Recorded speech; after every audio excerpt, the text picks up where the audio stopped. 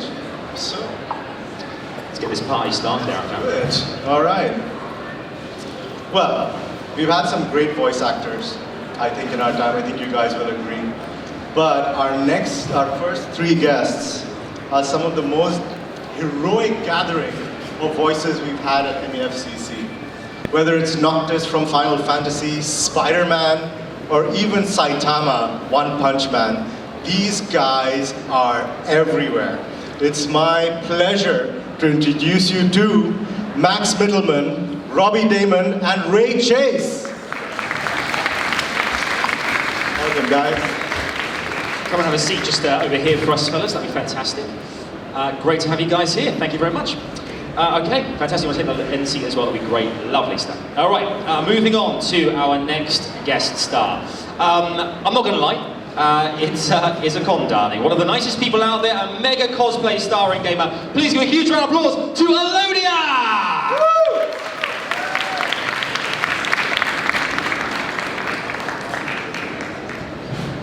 If only like Tracer, she beamed in here. Oh, there you go. Perfect. Fantastic. There you go. Big round of applause for Alodia, folks. Welcome. Please take a seat just over here for us. That'd be excellent. Thank you very much. Over to you. We have some serious icons at the show.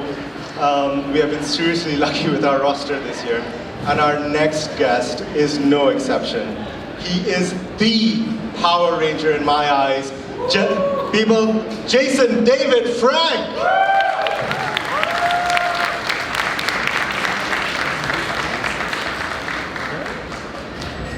He's coming. He's karateing his way through. Okay. There we go. Hey, Jason. The seat just next to Alodia for us, thank you. That'd be great. Okay, next up, they are, as Arafat mentioned, we have got an exclusive right here on the Roxy Cine Club stage later today. They are the cast of one of the most hotly anticipated shows of the year. Luckily, they found their way here. The cast of Netflix's Lost in Space. Give it up for Toby Stevens, Molly Parker, Maxwell Jenkins, Taylor Russell, and Mina Sundwall. Welcome, welcome. Please have a seat along the sofas for us, folks. Welcome. Thank goodness you found your way here. Delighted to have you. Excellent. Okay, on to you, Arafat. Our next guest, I think you'll agree, is one of the most loved characters on Game of Thrones, and he is a superstar DJ as well, who'll be doing a very special set for us this weekend as well. Ladies and gentlemen, Kristian Nairn! There he is. Hey, Chris. Have a seat there for us. Thank you very much. All right. Our next guest. We have been trying to get him for a while, and finally this year we managed to do it. He's been in so many iconic roles, listing them would take simply ages, but I'm going to say just watch out, because he is the law. Please give it up for the one and only, Mr. Karl!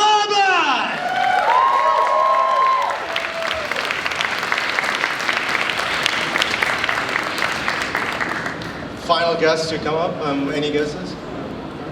Well, our final guest this year almost decided to run here because he was so excited to meet the fans.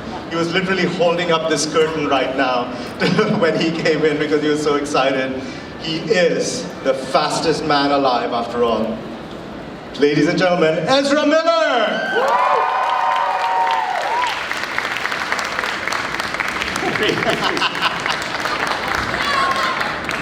That was fantastic. Thank you so much for joining us here on the panel, folks. One more time, make some noise for your class of 2018, guys. Big round of applause, please. Before we head into some audience Q&A, who I'm sure the panel, everyone here is desperate to ask you guys some questions. My first time in Dubai, I've not really been to the Middle East before. I'm curious to find out, is it your first time here, and what are you most excited about doing whilst you're here in Dubai? I'll start right down. Got a microphone there. There we go. Hey guys.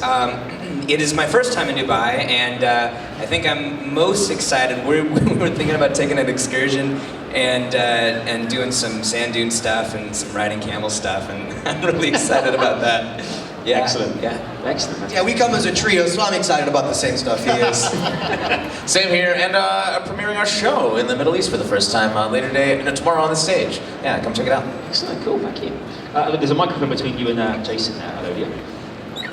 What are you excited about? Hello. Oh, there. This is my 4th time in Dubai, always with ComicCon. So, yay! I really love ComicCon. They're like my family right now. So I've been with them since they started, and now they've grown so much. So I'm very proud of you guys. So thank you for having all of us here together. So good job, guys.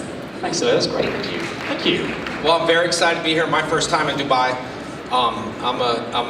I was telling Karl earlier, I'm a skydiver. I got about 1,400 jumps, and this is the world's best place to skydive, and I don't have my parachute. So maybe I'll go race cars, like Karl said. I'm gonna go check that out. And yes, about the camels and all that stuff. Yes, I know, touristy thing, but I'm excited about that. And just being here and seeing all the love, I appreciate it. Thanks, Justin. Thank you very much. Okay, thank you. It's my 2nd time here. I came at New Year's with my family and loved it. So I did most of the sites. So tonight I'm just going to have a massage. It's, not a fancy one, just. Thank you. It is my first time here, and it's spectacular. And mostly I'm excited about eating. I have to say, there's been some really delicious food since I've been here. Great, thank you. All right, kids. Microphone politics. It's my first time in Dubai. We went on a tour and were able to see a lot of amazing aspects of this place. And we went to the Burj Khalifa, and it was incredible. I love it here so far. Yeah, it's my first time here as well. And as Taylor said, we were lucky enough to have a little bit of a moment to go on a tour, but I'm also excited to see some of the older suits and some of the older parts. Yeah, this is my first time in Dubai, and my first time doing doing this kind of ComicCon panel thing, and I'm really excited to, what Mina said, go to the souks, and most excited for the food. Yeah. Hey guys, I've been to Dubai like 35 times and never left the airport. But I'm really pleased to be here. I'm from Ireland, so I'm probably going to die in the sunlight. So I'm going to do a tour of the air conditioning of the city. Hi everybody, it's really great to be back. I was here 2 years ago, I believe. We shot here for a couple of weeks for Star Trek Beyond, and we had such a fantastic time here, and it really is wonderful to be back. And I'm really just most, I guess, excited about being at this event and having the opportunity to meet all these wonderful fans. Thank you. Yeah. Hello. Yes, I've never been here before. I'm overwhelmed. Very excited. I hear there are jetpacks. I would like to try one on. I hear there's an aquarium where you can eat fish, which sounds sort of disturbing, but I'm willing. Camels. Yeah, lots of stuff. Tall buildings. That's what I got. Also the food. A couple people said that, but I want to echo that. I think this whole panel feels pretty strongly about food. Thank you, Ezra. Thank you very much, guys. Arafat, should we open this up to the audience? Let's do that. We have a limited amount of time with the guys up here, so please put your hands up and we'll have people with mics that will go up to you for questions. So who'd like to ask someone from here their first question? Don't be shy. You guys do this every year. You take a few minutes to warm up and then you have like 20 questions. Come on. Who's first now? On the side there. Over there? Yeah. Thanks, Lexi. Hi. Well, first of all, welcome here. Second of all, my question is more to the ladies on the panel. Playing such strong, assertive female characters in what is usually considered a male-dominated genre, how do you feel that helps female representation in like pop culture? I'll take that. Lost in Space, I play Maureen Robinson, who's the matriarch of the family, and it was one of the things that really attracted me to this reimagining of the show, is that the women and the girls in the show are strong and complicated and nuanced characters. But I think the thing that I like the best is that because the show takes place 30 years in the future, that's just a given. Nobody has to talk about it. It's not, nobody's trying to prove anything. It's just completely assumed and accepted that the women can do any job that the men can do. And I think that's quite aspirational. I hope that in 30 years, we don't have to talk about, it being rare that there are strong women on TV. Thanks for your question. And just to, I guess, add on, having it be imagined so far in the future, we've created, again, this kind of standard in between that it doesn't matter who is doing it, because there are so many situations on our show where it's life or death. It's very extreme. So it doesn't matter if it is a man doing it or if it is a woman doing it. It matters if it's well done. And we don't have, a female doctor or a female scientist. We have a doctor and we have a scientist, and they're women, but it's never been a question. It's just the reality. Wonderful, well said. Thank you very much. Thank you for your question. Next we have Lexi with the microphone. Do you want to come in the middle just here in the pink t-shirt? Thank you very much. Alrighty, here we go. What is your question? I guess to anybody relevant, what is your favorite genre of film to do? Or maybe a genre you didn't get a chance to do, but you'd like to? I'll take that one. Echoing Molly. My favorite genre of film or TV is absolutely sci-fi. I grew up loving Star Trek, and I grew up loving. I grew up loving Alien, Blade Runner, anything you can imagine. So I think that getting to be in a sci-fi TV show has been really cool. And I'm really excited that I have a robot. He really is really excited that he has a robot. Every day, that's all I talk about. I love the fact that you're 11 and one of your favorite films is Alien. That's amazing. I love that. Thank you very much. Thank you for your question there as well. Any more questions in the audience, folks? Any more hands go in the air? Okay, we've got a gentleman there in the middle there. Thanks, Lexi. What is your question, sir? Hi, I'm Hodor from RTL. Good to see you again. And the question we don't talk about yesterday is the robot, because it looks so real. I think most of it is CGI, but I could imagine there's also a guy in a costume. But this close-up shot, so how did you do it on the sets, especially in Vancouver? Is it a guy in a costume that plays the robot? So about the robot, it's a combination of practical effects and CGI. We had, when it's in its nice form, we did have there was a man in a suit, but there's so much technology and so much, and the guy's such a good actor, and they put so much visual effects into it, it feels and looks and behaves like a robot. I've got a question as well. When you're, like for instance, Star Trek, the Justice League movies, even Game of Thrones, for instance, are you using a lot of green screen there, or is a lot of it set-based as well? It's a very open question. Did you hear what I said? Yeah, I mean, for example, the direwolves in Game of Thrones, for the first season we had real dogs, and for the next couple of seasons we had like tennis balls on sticks, which is an inarguable improvement. Quite weird. Or like a producer inside a green sack, like an amoeba, which is quite strange. It stretches your imagination somewhat. How about with the likes of Justice League? Yeah, there's a lot of green screen. Yeah, there's a lot. Enormous swaths of green cloth as far as the eye can see. Is it hard to interact in that environment, or is it quite easy to pick up quickly?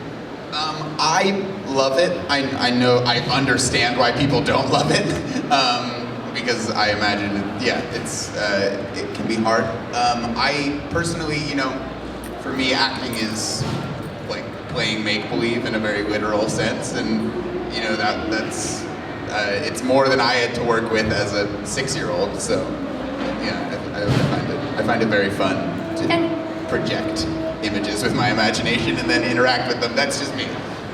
And something to add to that, when filming Lost in Space, there's some moments where when we have full rooms of green screen. Some studios where we were filming had painted green walls and nothing else inside. So we had a lot of green screen too. Thank Thank you. Thanks, Max. Any more questions? We've got loads more questions. Okay, where we'd like to go? We should go to a gentleman in the back in the yellow t-shirt. Let's go there. Thanks, Lexi. What's your questions? I want to ask the female panelists. The last 6 months has noticed movements like Time's Up and the Me Too campaigns. So in pop culture or geek culture, have you noticed any drastic changes or any progress for female due to these campaigns? Definitely. I think that something that I can only really speak for what I've seen on our show, of course, but something that was so important for us was that when we were filming, as these movements were going on and as things were progressing, it also didn't feel like every day, oh, we're making such a power, this is going to be such a moment of female empowerment, because it feels normal and natural. And I think that's what every movement that's happening now is reaching for. That's what the end goal is, this standard where there is no difference. And being able to, I guess, be in this movement as a young female person is something that I'm very honored to be a part of. Thank you very much. Thank you. Your question as well. We got a in the hat at the back. Thank you very much. We have a... Hi, my name is Keegan from College Times. I've got a question specific for Miss Alodia. What we want to ask is, what is cosplaying, what are its benefits, and what is your advice for those who are starting out or looking to begin cosplaying? Well, for me, I think it's different for everyone. Cosplay is a form of art for me. And when I started, I have really huge stage fright. So being in costume is kind of like a mask for me. So at least I can go on stage. And it kind of helped. It got me to where I am. I meet amazing people and be in this lovely country. So I really never expected to be here. So cosplay has changed my life. Yeah. That's it. Melanie in the red shirt back there. Thank you, Arafat. Good morning, everybody. I teach at one of the international schools here, and I bring students to ComicCon every year. They've got aspirations towards being artists, filmmakers, writers. What I wanted to know is, did you all start out doing or wanting to do what you've ended up doing, or did you have aspirations towards other things? Well, I have to say, when I know that for us too, when we're not working, we are in school, and we are regular high school and middle school students. And I'm very, very lucky to be able to dip both of my feet into each pool. But I also have to say there's a level of normalcy that comes with it. So something to add to that, growing up doing all these have really shown me how lucky I am, and being on set in Vancouver, it made me want to become a director of photography, because while in Vancouver, the camera department, they took me under their wing, and they let me set up the Steadicam and work the crane shots, and they even gave me my own camera. So I'd say, if you want to grow up and be an artist and stuff like that, put yourself out there and make friends who support you and like what you like. That's awesome.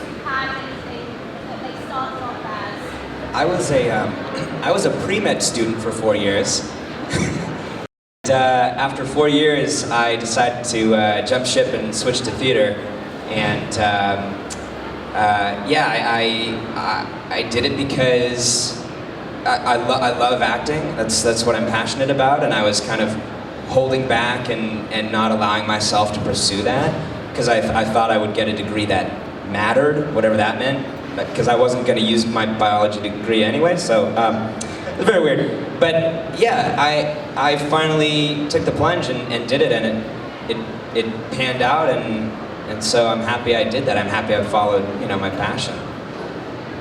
When I was 6, I wanted to be Spider-Man, and then at 10, I started doing theater and got my equity card, and I went a very traditional path. I went and got my BFA in theater performance, and I got my master's degree in performance as well. And then I came out to LA, and that's when I found voiceover, and that's been my path the whole time. And now at 36, I finally get to be Spider-Man for real. That's awesome. Up here in the front, either one. So 2 questions in the front. Yeah, hi. My question is to Ezra. Who won?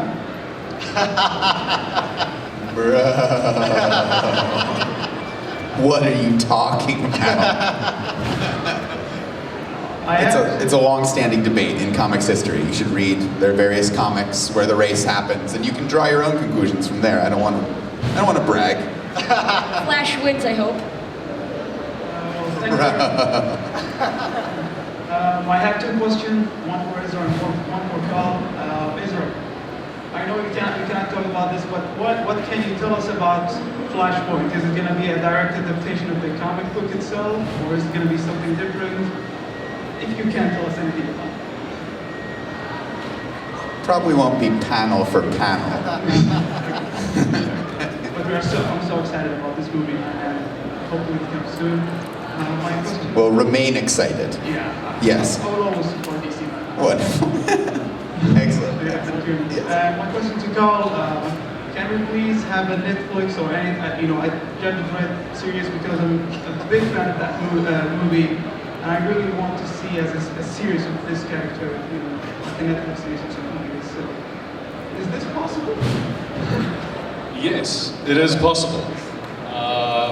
Yeah, listen, the guys who own the rights, Rebellion, they're in the process of developing a television series called Mega City 1, and I've had discussions with them, and hopefully at some point it will happen. And whether I'm a part of it or not, I don't know, but I certainly believe that there are so many wonderful stories to tell in that 2000 AD catalog, and it's just a gold mine of wonderful material, and it would be fantastic to be able to bring that to whatever medium that they can have, and probably television and limited run series is the perfect platform for it. So yeah, fingers crossed. They're working on it. I'd love to be. At the back there, Golf News.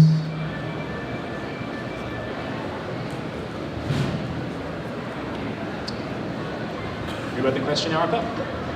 Oh, there. Fantastic. What was your question? Hi. Sorry, I was trying to figure out where the microphone was coming from. My question is for Ezra and Karl, both of you being in franchises that are shrouded in secrecy. Is there someone in your life who you just trust with all your secrets, or is it a no-go zone for you? Did you learn that the hard way? Officially, we don't talk to anyone about any of the secrets. But yes. I tell my dog everything. That's what I meant too. I don't have the dog. Amazing, thank you. Thank you. Who else has a question? Up in the front here with the wonderfully purpley pink hair. It's very cool. Just over here. Thank you very much. What was your question? Thank you. For the voice actors, how does a voice actor train in order to be fit for the role, for the role? And when did you realize that I want to be on this kind of job? I want to be a voice actor. I think it's different from acting, of course. That's great. Yeah, when you're watching movies and stuff, you know that there's an actor doing it, but I think a lot of us go through the thing where we don't realize that there's people behind the cartoon characters that we like. So I don't know, it was about around 11 or so that I was like, oh, someone's doing that. How do I do that?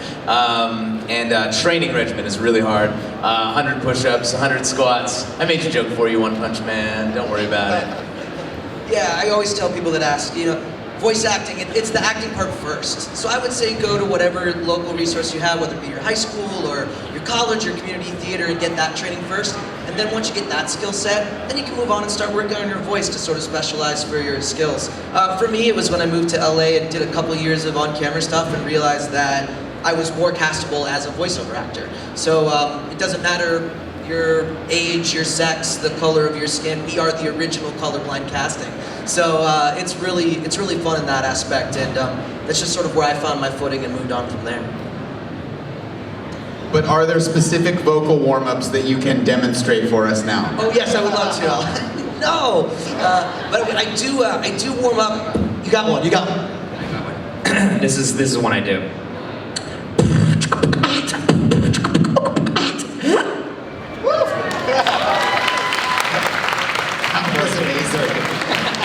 We have time for one last question, and I think we should give it to the gentleman dressed as Killmonger. He's had his hand up for quite a while. Excellent. All right, what is your question, Killmonger? Hi. I got two things to say. First of all, Toby, you'll always be Captain Flint to me. And a question to Jason. Will we see the legendary Toby Oliver come back on screen? Because some may say he's a bit old, but I say that he can still pull this off. Diamond Butler. I can still fit in spandex, so hashtag spandex ready. Lots of different universes in the Power Ranger world. If you guys haven't seen the Shattered Grid, which is Lord Draken, which is like the evil me, a mix between the green and white, that's making pretty big splashes right now, like 10 million views within like 8 days, so got calls from executives and all that stuff. I'd like to see an old man Tommy version where Logan was done officially. Kind of cool movie where I die kind of. But you'll see lots of things in the universe. It's hard to talk about certain things. A lot of stuff's on NDAs, but just stay tuned to the movies, television shows, role, interactive games, and all that stuff because Tommy never dies. He just multiplies. Different colors if you don't watch the show. Anyway. Thank you. Thank you. At least I have this man laughing. Thank you, sir. I'll be here all night. Make sure you tip your waiters and waitresses. Thank you very much, ladies and gentlemen. I believe the Netflix crew needs to run off to their next appointments, so thank you very much, the 5 of you, for joining us. It's been an absolute pleasure, and you can all meet them later on this evening as well. Thanks, guys. Round of applause. Thank you very much. This might be a fantastic opportunity as well, Arafat, for a picture of the rest of our class of 2018. Is that okay? One more time, a huge round of applause, folks, for our class of 2018. And we'll ask if it's okay for all of our actors to come to the front of the stage here so the press can get some photos. That'd be fantastic. And if our MEFCC insiders can come and stand in front here, please.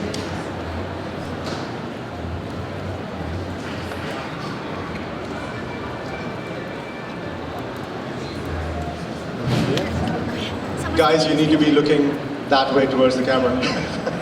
It's usually how it works.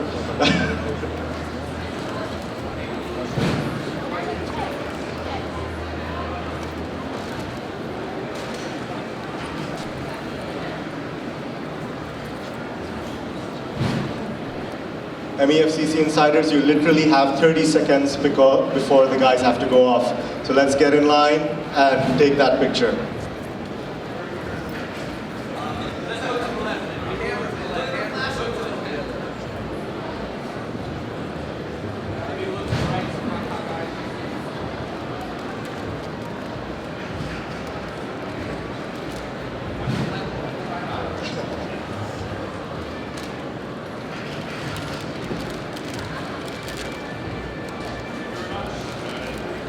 Thank you, ladies and gentlemen. Thank you, our wonderful stars.